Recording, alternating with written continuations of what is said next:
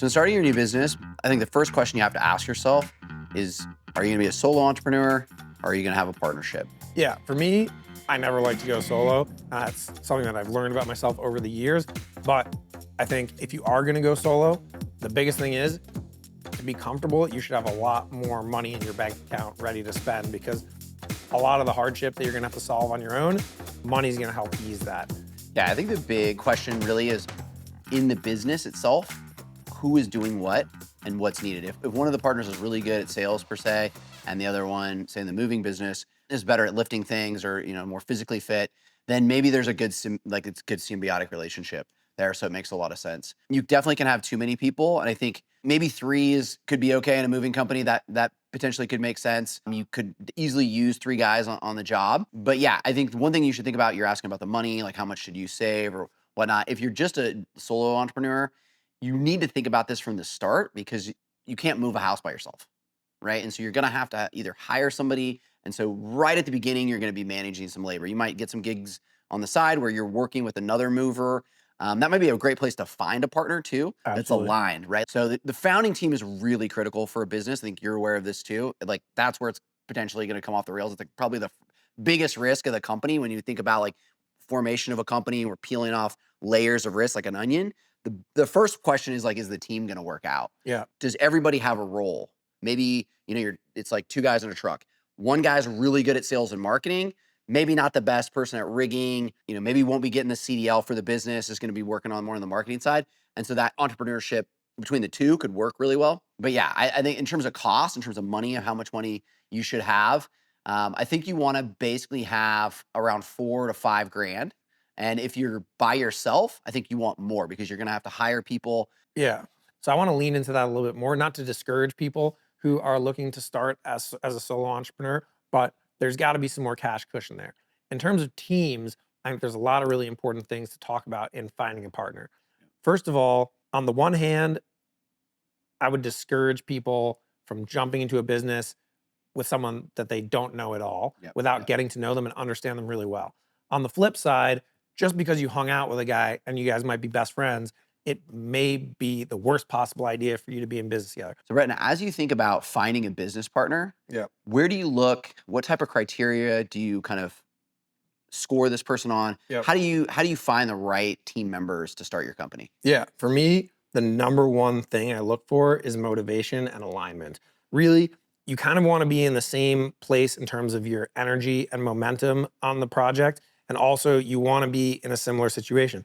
If your buddy is already an electrician, he's got a really good electrician business, it's probably a tough sell to get him to quit for a potentially future, much bigger business, but he's going to give up that really good, secure wage that he's getting from the job right then and there. Another thing is any a community that you're part of, any affiliation community that you're part of in the community. Could be a religious community, could be some people that you went to school with, could be anything. You could have gone to, middle school with them. It doesn't really matter. But some people who are from a community where there's some shared background, you kind of know each other, you know something about each other. One of the things that I look for in terms of the shared vision is if you're building like a multi-million-dollar moving company, that's your aspiration. Hey, we're in the Austin metro in Texas, and we want to have a multi-million-dollar scale business. Not everybody wants that, right? And so if you have a business partner that doesn't have as grand a vision as you, is just cool. Hey, man, I just want to make 50, 100K a year. I'm good. I don't want to scale. I don't want to have to add employees. You want to make sure that alignment's right and that you both kind of have an aligned incentive of where this business is going to go and where you're going to scale it to.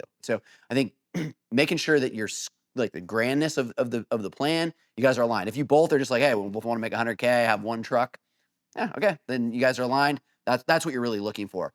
The question I have for you is, what are some of the red flags that you look for when you're vetting a potential business partner? Substance abuse issues, just like a no-go for me. Prior criminal background, just a no-go for me. No disrespect to any of those people, but I just wouldn't want to start a business with those folks. So there's some obvious ones, but I think some of the more subtle ones that people don't always necessarily realize right off the bat is alignment in where you are at in your life and looking out for major life changes. Another thing that is a red flag for me is communication and reliability. And I think there's a real easy way to test that, tapping back on some of the things we already talked about, which is, does he text you back when you text him, or is he texting you? Is he taking the lead maybe even and going to you and say, hey, I went down to the U-Haul and I saw that there were a lot of people moving. We should go and hang out there and see if we can just pick up a gig and work together. That the proof is in the actual real working together and the work. I want to add one other idea that I think is kind of important, building on what we talked about in our prior lecture or conversation, is just as it's important to write a document for yourself around what your agreements and alignments are, it is important to write a shared document, partnership agreement. I mean, this is such a normalized thing that when people create a corporation, it's written down into the bylaws of the corporation. You agree how you're going to operate. And this is really where businesses, I think, live and die. In the beginning, it's really about the partnership. You want to enjoy the work too, I think, with the person, right? Yeah. Like, it's always exciting at the beginning, so get some like days underneath you, right? Like 6 months, a year. How are you feeling? How's it going? Because when you first start business, you're just like, ooh, this is awesome. Like, we're excited about this thing. It's when you kind of get into like, hey, we're not getting leads. Maybe dry spell. Maybe, I don't know, you get into winter and you're in Chicago. It's like, you got to think a little bit more creatively about how to get these jobs and gigs and make the money work. And so the hard times will really test the partnership in the business. And that's another thing, I think, when you get early stage business, the more people you have, the more diversified things are. So like if you're a solo entrepreneur, just to kind of circle back to that, Yep. you're going to be doing everything. You're going to be doing marketing. You're going to be doing sales. You're going to hire guys to come and do the gig for you. So you got to be able to pay them. So you're going to need a little bit more cash to make that go. But it's a huge burden, right? It might be a huge reward because you got 100% of the equity when you got that business started. It's kind of all on you, but your survival rate's probably lower, right? There's a lot of sweat equity that you put into the early stage of the business. And when you have multiple partners on that, you're really going to be able to take it to the next level. The key thing, I think, is really, I wouldn't do more than 3. 2 is probably ideal, but that's just my own opinion. Yeah. There are 2 other things that I want to kind of harp in on for someone that I would want to go into business with and look for. Maybe 3 things even. So one is responsibility, which we talked about a little bit, but I want to put it in a different framework. Number 2 is frugality, which I want to talk about a little bit. And number 3 is ability to do planning. So responsibility, I would say they have to have a sense of ownership over their own life. Because if they don't have their own life in control, then they're definitely not going to branch out from that to do bigger things. So that's a limitation. Number 2, frugality. That doesn't mean being stingy, but it means that they've saved some money or they're willing to work hard and save some money to make a buffer for themselves. And then number 3, planning.